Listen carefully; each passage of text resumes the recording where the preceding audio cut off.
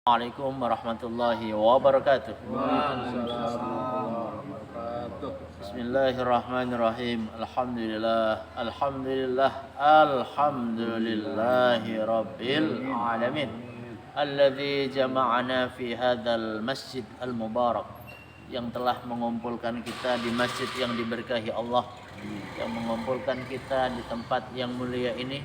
Moga-moga pertemuan kita menjadi pertemuan yang diberkahi, dirahmati Allah Subhanahu wa taala, sehingga hidup kita ke depannya menjadi semakin terarah. Walaupun salat kita diterima oleh Allah Subhanahu wa taala, walaupun kita sebutkan zikir melalui lisan kita, moga-moga zikir kita diterima Allah Subhanahu wa taala. Salawat dan salam kita sampaikan kepada junjungan alam Nabi besar Muhammad sallallahu alaihi wasallam, kepada keluarga dan para sahabatnya, kepada para pengikutnya, para ulama, para alim ulama yang sudah turut serta membimbing kita untuk senantiasa berada di jalan yang lurus, Shiratal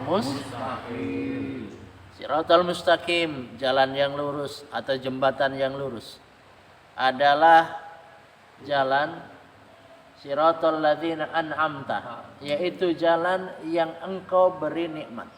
An'amta. Jadi ada jalan, ini satu jalan enggak ada nikmatnya. Satu jalan ada nikmatnya. Ghairil maghdubi. Jalan pertama adalah jalan yang ada nikmat dari Allah. Jalan kedua adalah jalan yang tidak dibenci Allah. Jalan ketiga adalah jalan sesat. Mana yang pengen kita pilih? Jalan sesat, dua, jalan yang dibenci Allah, tiga, jalan yang diberi nikmat oleh Allah. Mana yang mau kita pilih? Tiga. Jalan bertiga. Jalan yang diberi nikmat oleh Allah Subhanahu wa taala. Para jemaah sekalian, ketika kita bicara tentang jalan yang banyak nikmatnya dari Allah, biasanya itu adalah jalan penuh kerikil. Bukan jalan yang lurus, bukan jalan tol. Jalan tol enggak ada hambatan. Makanya kita taklim ngaji pada saat seperti ini, diajak sholat berjamaah, diajak ngaji, diajak bersedekah, itu penuh kerikil, penuh hambatan. Tapi kalau diajak kepada jalan orang-orang yang tersesat, enteng. Yuk adu jago, adu hayam. Hayam apa ayam? Ayam. Makanya ada pertanyaan tuh. Binatang apa yang huruf pertamanya huruf H? Harimau. Apa?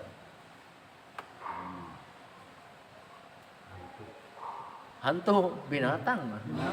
Binatang yang didahului oleh huruf H. Harimau, hiu, terus,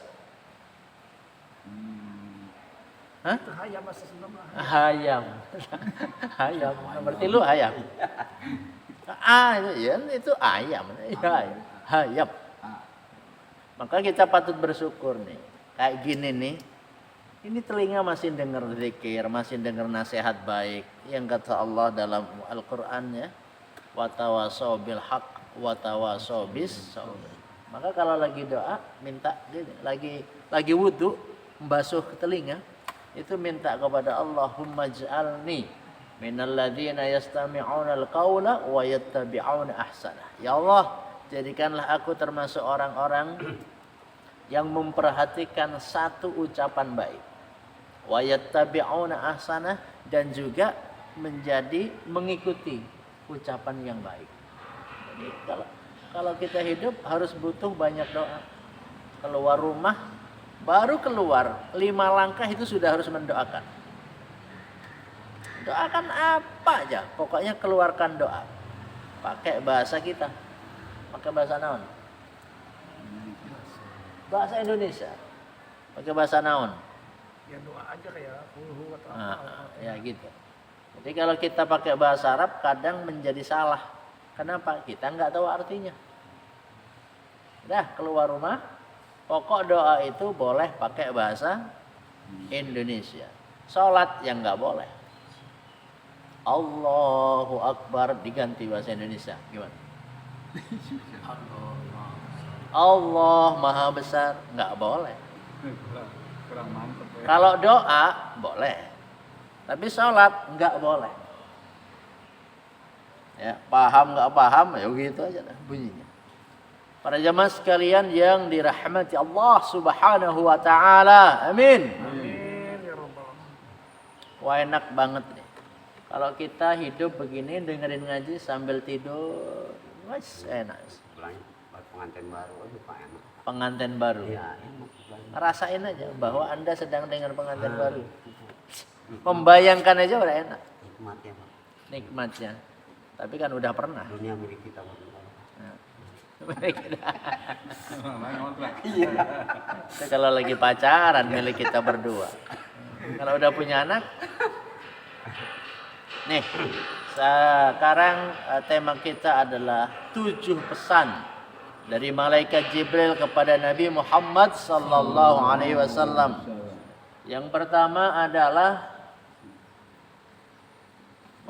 berbuat baik kepada tetangga.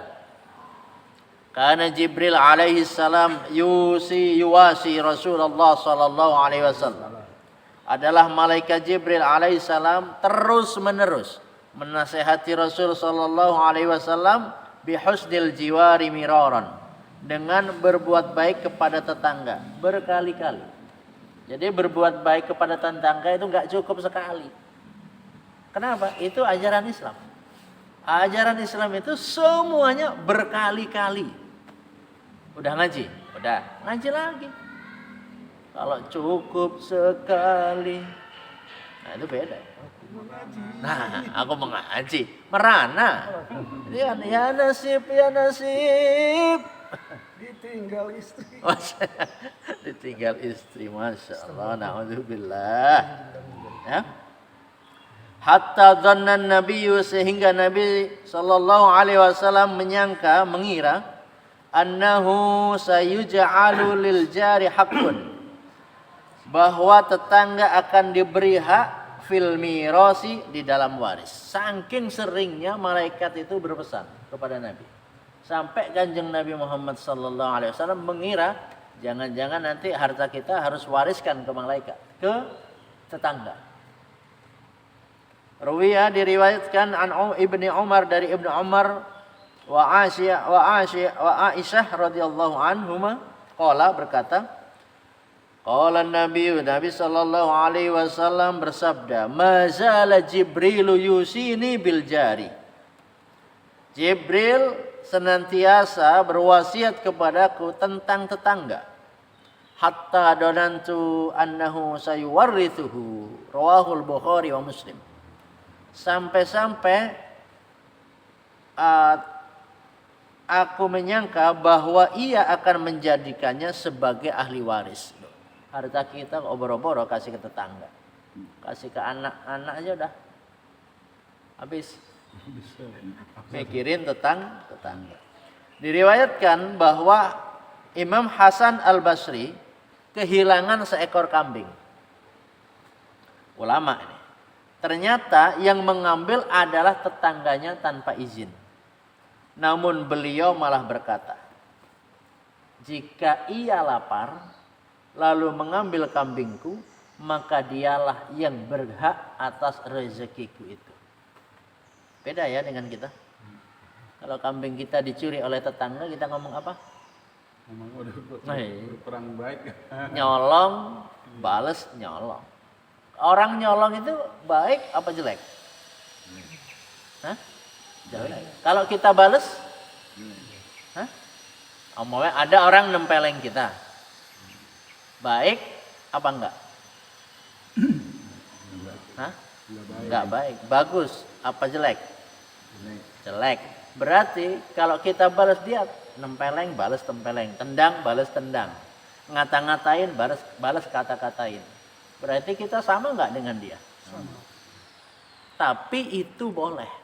Orang nempeleng kita nggak ada salah, tempeleng lagi. Tapi yang lebih baik adalah kalau nempeleng kan berarti sama. Dia nempeleng, ya biarin. nggak jadi hina. Ya. Tapi setannya kan bales. Ya, itu karena kita ngikutin setan. Padahal setan itu ya'idukumul faqra. Setan itu menyiapkan bagi kalian kemiskinan. Wallahu, dan Allah itu menyiapkan untuk kita anugerah. Mau pilih mana? Anugerah atau kemiskinan? Itu di ayat yang lain ya. Begitu lapangnya akhlak siapa tadi? Imam Hasan Al-Basri. Terhadap siapa? Tetangga. Jadi dia lebih butuh. Yang kedua, pesan baginda Rasul sallallahu alaihi wasallam adalah memperlakukan istri dengan baik. Memperlakukan istri dengan baik. Artinya ya apa yang bisa kita lakukan yang terbaik harus kita lakukan. Nikah itu hukumnya sunnah. Membahagiakan istri hukumnya wajib. Nah, istri Anda udah bahagia belum? Udah, kadang-kadang. Jangan sampai punya istri, istrinya lebih banyak sedihnya. Ini naudzubillah. Nggak boleh kayak gitu. Harus lebih banyak bahagia. Bagaimana caranya? Diajak bersyukur. Diajak bersyukur. Maka kalau malam-malam itu mau tidur, ya, jangan langsung tidur. Allahumma, bukan apa? Bismika Allahumma ahya. Bismika amut. Bukan langsung itu, tapi ucapkan, ya Allah, alhamdulillah ya Allah, hari ini aku masih bisa teleponan dengan istri, dengan anak. Alhamdulillah ya Allah, hari ini aku masih Engkau beri pekerjaan. Alhamdulillah ya Allah, hari ini Engkau masih berikan aku kekuatan. Karena ada orang di sana, jangankan bekerja, nanggung badan sendiri aja nggak kuat, akhirnya harus tidur di emperan, tidur di ranjang, di kasur ya. Kenapa? Allah tidak berikan kekuatan. Emperan mana Pak? Jadi mau tidur itu harus banyak alhamdulillahnya. Hari ini ketemu Pak Cecep, hari ini ketemu Pak, hari ini ketemu itu. Alhamdulillah hari ini masih bisa sholat duhur ya Allah. Jamaah bareng. Alhamdulillah banyak.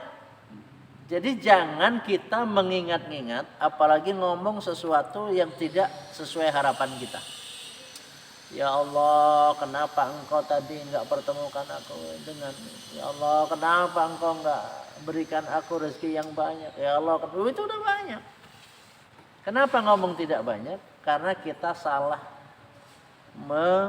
mendefinisikan apa yang dimaksud dengan rezeki. Makanya punya istri walaupun galak nggak apa-apa, alhamdulillah masih punya istri. Iya. Kalau istri nggak ada gimana? Kawin lagi Pak. Kawin lagi kan. Iya. Jadi ada istri, alhamdulillah. Ada anak, alhamdulillah. Jangan pakai tapi. Anak gimana? Alhamdulillah Pak Ustadz. Tapi bandel. Jadi nggak bagus. Karena alhamdulillah aja. Alhamdulillah. Kalau sudah capek bilang alhamdulillahnya malam-malam. Kita kan kadang alhamdulillah ba'da sholat. Tapi kita nggak mikir. Ayo alhamdulillah atas apa itu? Subhanallah, subhanallah, subhanallah, subhanallah, subhanallah, subhanallah. Itu untuk apa? Hanya untuk memenuhi lisan kita ini. Jadi kalau mau tidur bilang alhamdulillah. Alhamdulillah masih bisa makan. Alhamdulillah masih ada orang yang masak buat kita. Alhamdulillah masih ada yang mau nyuci baju kita. Alhamdulillah masih ada yang mau ngambilin air minum. Jadi malam itu kalau mau tidur itu tanda syukur kita kepada Allah. Maka satu ketika Nabi Shallallahu Alaihi Wasallam itu menyampaikan, janganlah engkau tidur wahai Ali. Insya Allah ini ke sahabat Ali. Kecuali setelah engkau melakukan 3 perkara. Yang pertama, jangan engkau tidur kecuali engkau telah menghatamkan Al-Quran. Yes. Ini bisa nggak ngatamin Quran? Hah? Mau tidur? Bisa. Gimana caranya? Alhamdulillah. Kulhu 3 kali. Itu pahalanya sama dengan.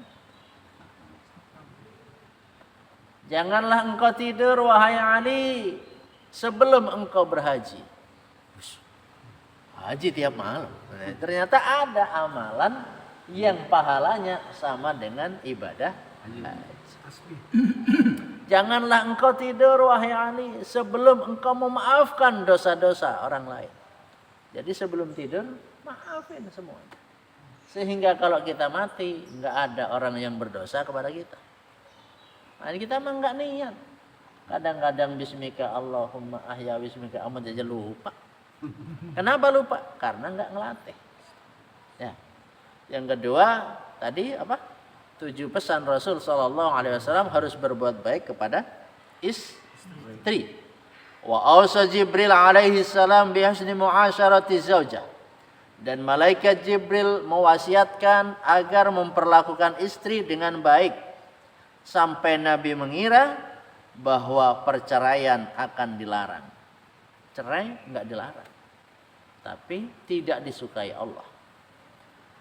Istausu bin nisa, berwasiatlah kalian kepada agar berbuat baik kepada para wanita.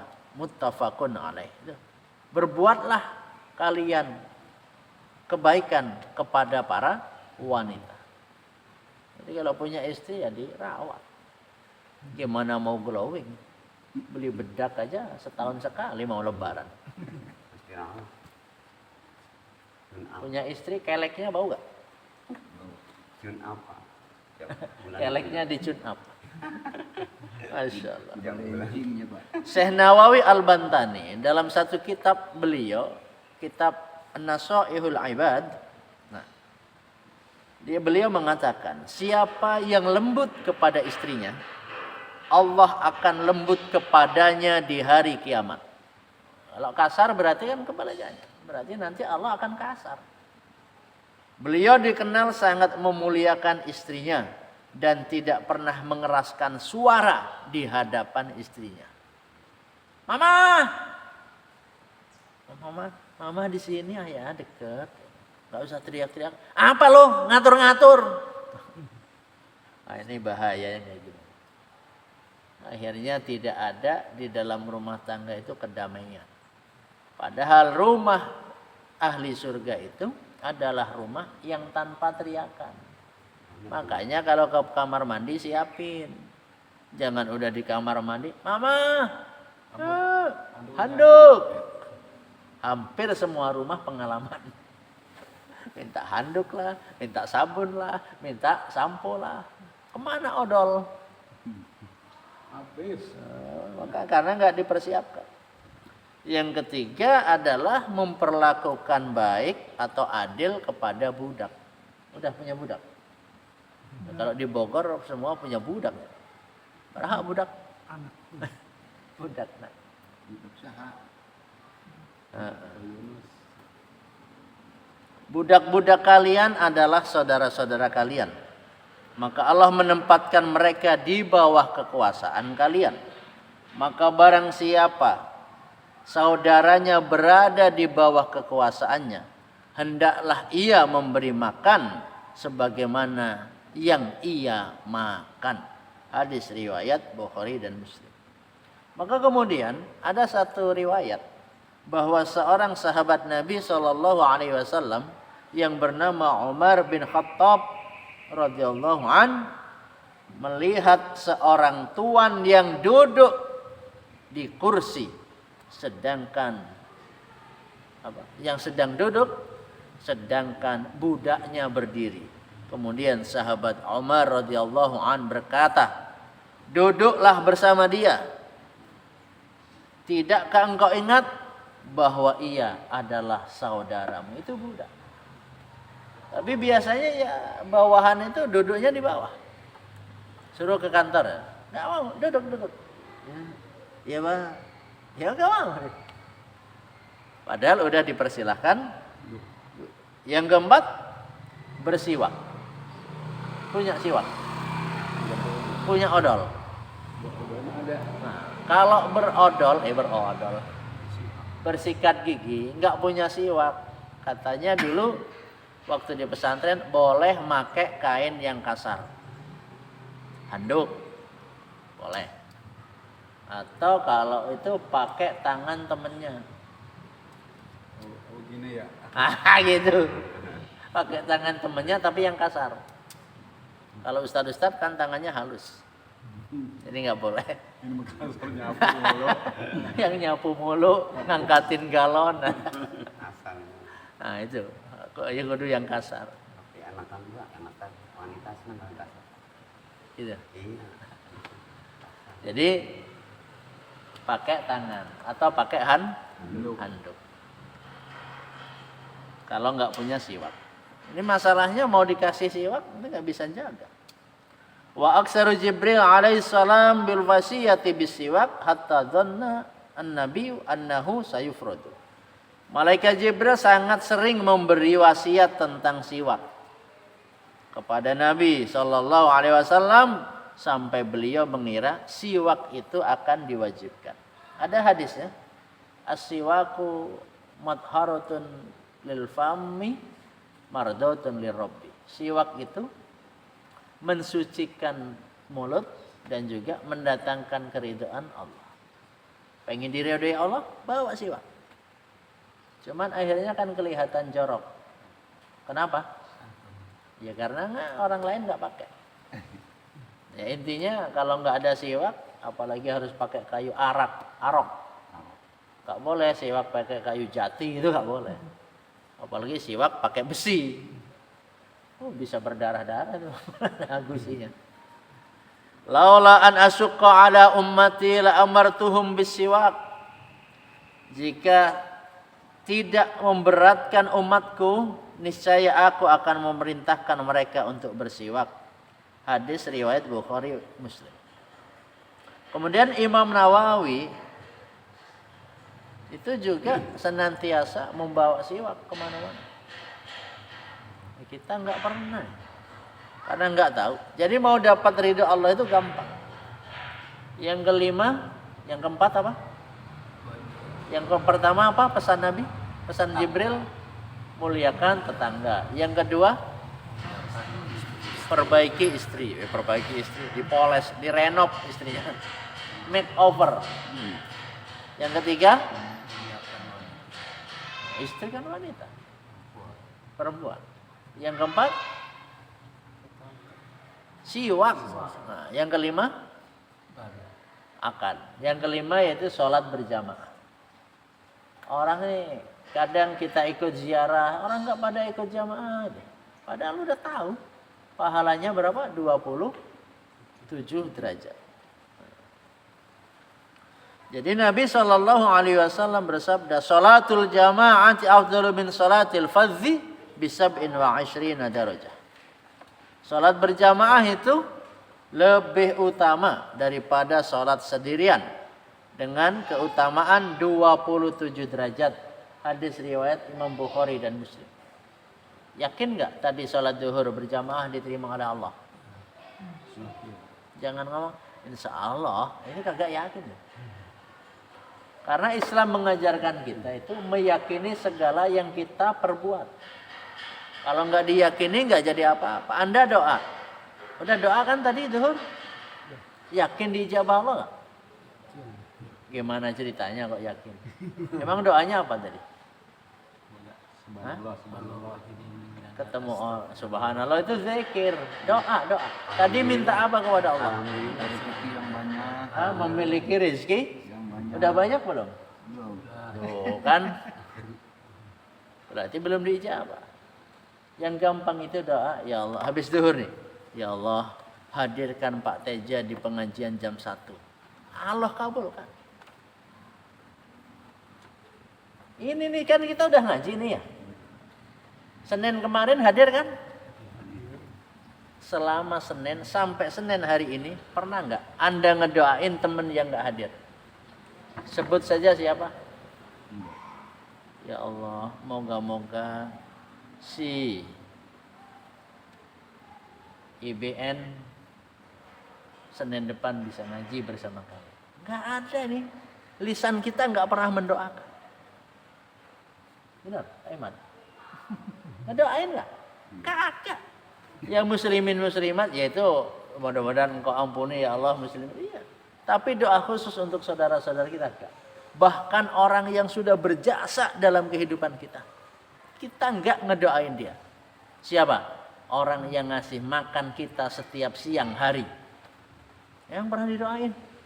Ya Allah, berilah kebaikan untuk Budapur ya Allah. Coba Budapur sakit.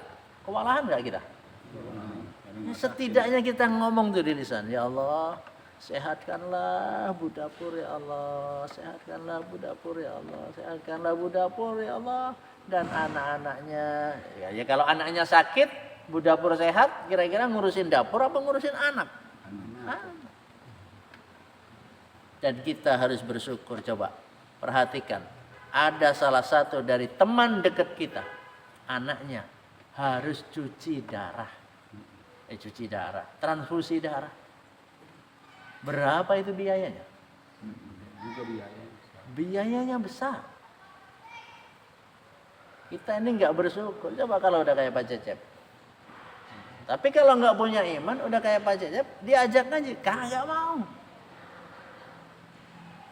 Udah sakit, tangannya udah sakit. Siapa lagi yang mau sakit? Pernah nggak ngedoain ya Allah, moga-moga Pak Cecep segera engkau sehatkan ya Allah. Ini lisan kita nih pelit. Makanya Allah kasihnya sedikit. Karena jarang mendoakan teman, jarang mendoakan orang lain. Fullkan tuh doa. Saya pernah nyampaikan belum? Ketika ada salah seorang kiai, beliau naik kendaraan bis antara Blitar dan Jawa Timur, di Blitar dan Kediri, bolak-balik, sekali berangkat, sang kiai itu bisa hatam surat Al-Waqiah 24 kali. Coba saya tanya nih, tadi dari rumah ke sini, jalan kaki nggak? Nggak ada temennya kan? Sendiri-sendiri kan? Kira-kira kalau baca Qul Huwallah 10 kali kekejar nggak? Dari rumah ke sini. Kekejar. Jadi pahala nggak kalau baca? Kalau sudah 9 kali baca, berarti sudah hatam berapa kali? 3 kali. Kita lakukan nggak? Nanti dulu. Ini aja dulu. Kulhu aja. Kita udah tahu 3 kali kulhu sama dengan hatam Quran. Pahalanya besar nggak hatam Quran?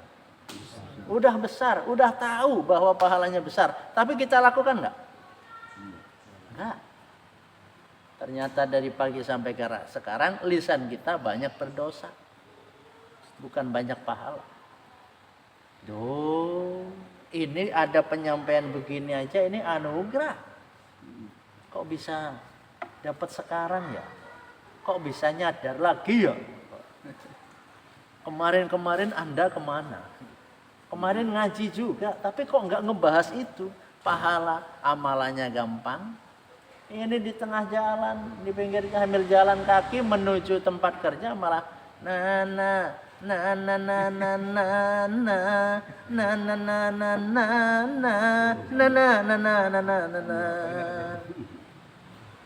Itu ingat siapa sih? Nana. Terus kalau ditanya nyanyi apa? Enggak. Karena memang lagunya cuma nana doang.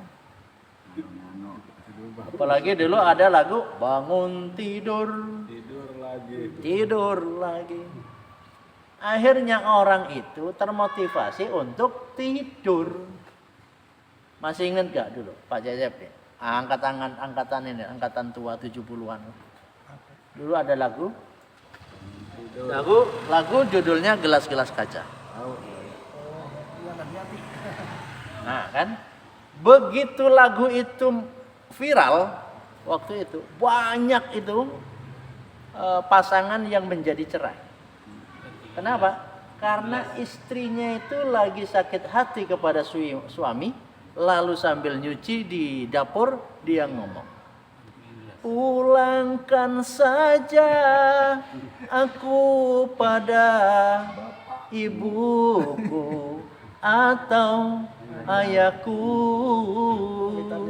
dulu bersumpah janji di depan hakiku.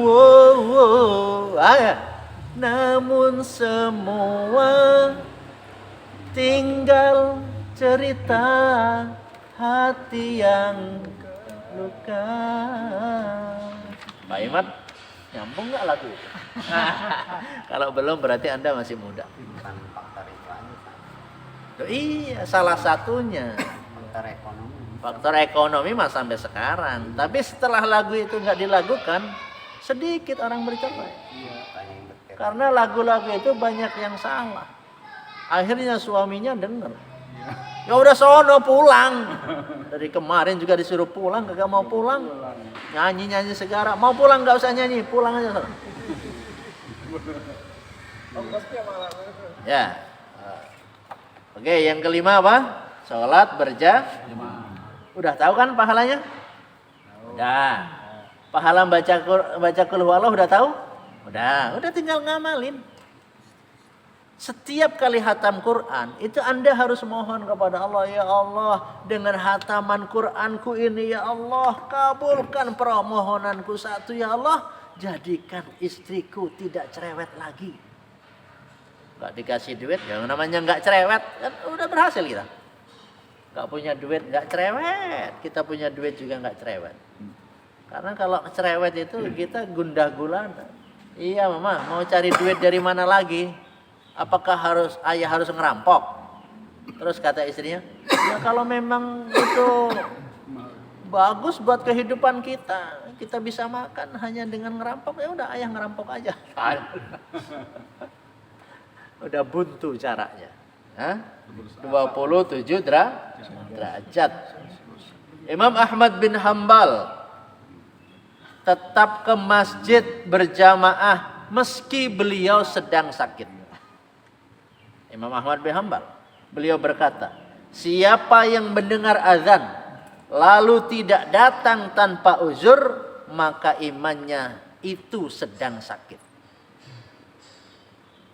Gak ada uzur. Allahu Akbar, Allahu Akbar. Nyantai. Tahu-tahu, Allahu Akbar, la ilaha illallah, Muhammad Rasulullah. Ternyata dia belum wudu. Giliran di kamar mandi niatnya wudu, aduh pengen BAB. Ini kalau ditahan, dulu pernah nahan, akhirnya keluar juga tengah-tengah sholat. Brepet, dot. Akhirnya godaan setan terus berulang. Makanya supaya nggak digoda, begitu adzan, kerjaan apapun tinggalin. Seperti baginda Rasul Sallallahu Alaihi Wasallam itu kalau sudah dengar adzan, Allahu Akbar, Allahu Akbar, seolah-olah ka'annahu lam ya'rifna, seolah-olah Nabi itu nggak kenal kita, kata para sahabat. Padahal lagi ngobrol nih. Begitu adzan langsung ditinggalin obrolan itu semuanya. Seolah-olah nggak kenal. Kalau kita ngamalkan itu, ini ajaran Rasulullah. Kita ngamalkan itu, kira-kira teman-teman gimana? Sok-sokan lo, itu tuh. Setannya ngomong sok. Ya. Yang benar pada Padahal benar dan itu perintah Rasul Sallallahu Alaihi Wasallam.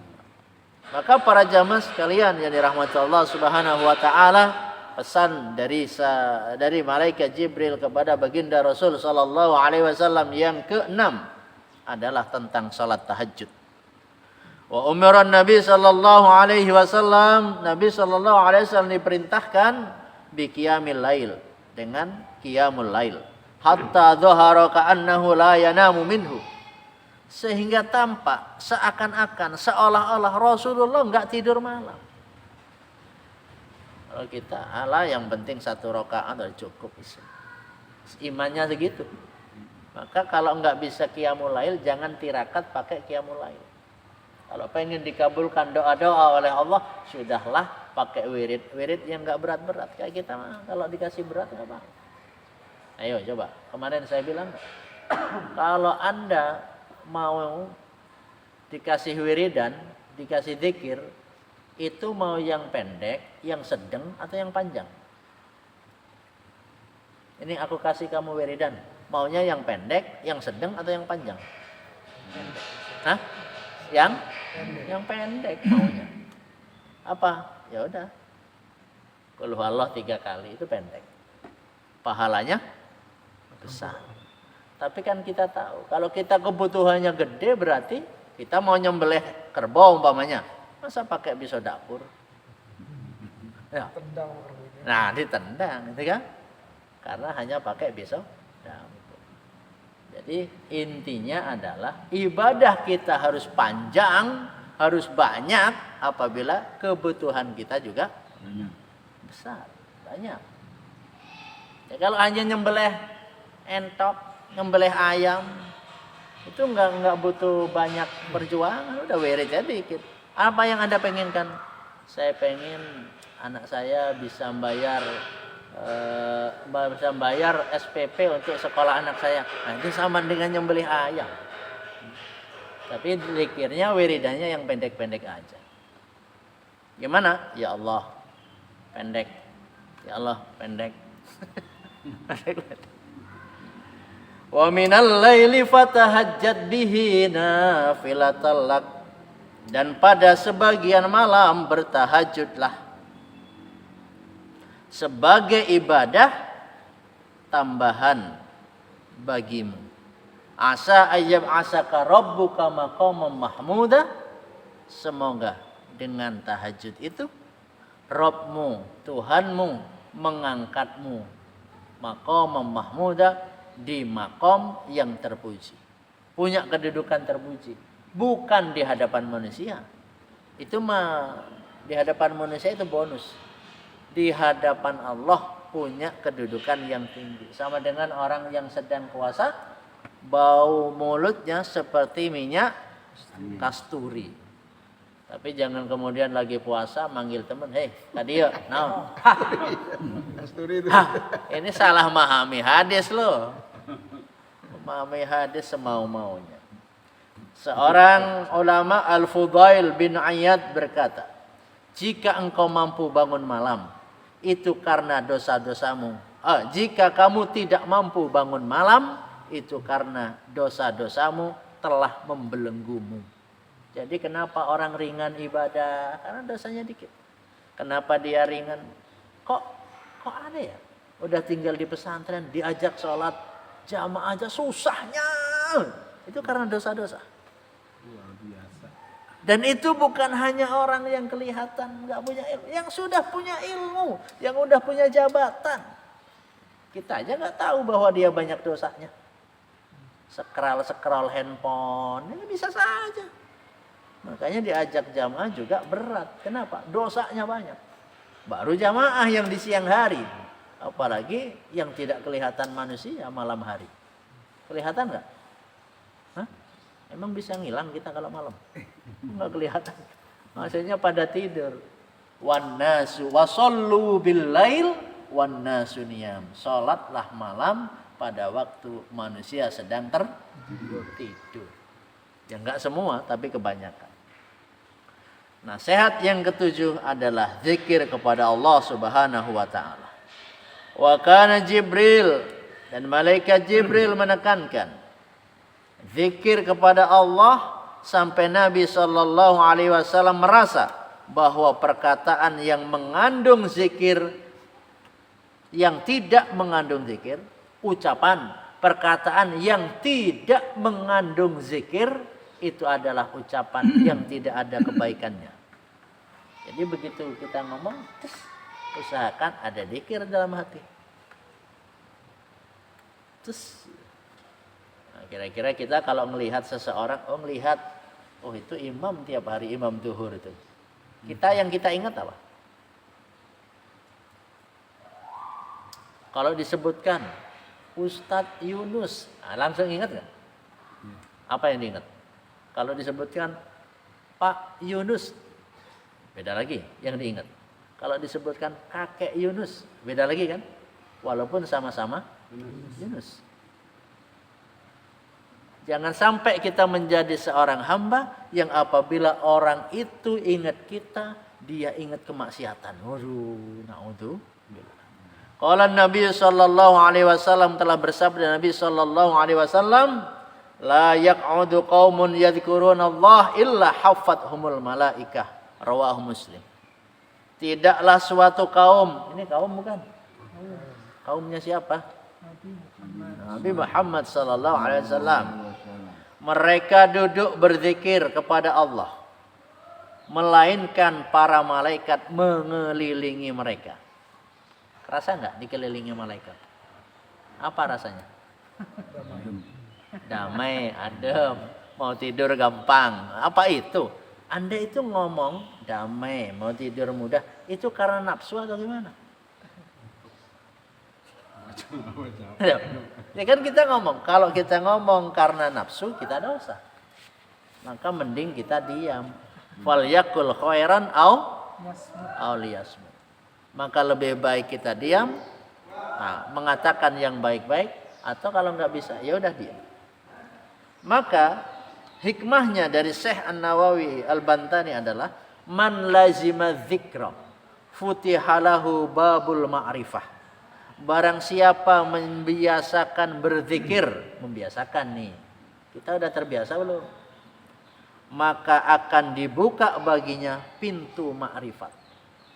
Apa itu ma'rifat? Orang tua, nenek-nenek punya anak namanya Ifat, jadi makrifat. Pada bab selanjutnya kita akan bahas tentang urusan ma'rifat. Apa itu ma'rifat? Ma'rifat itu adalah mengenal Allah.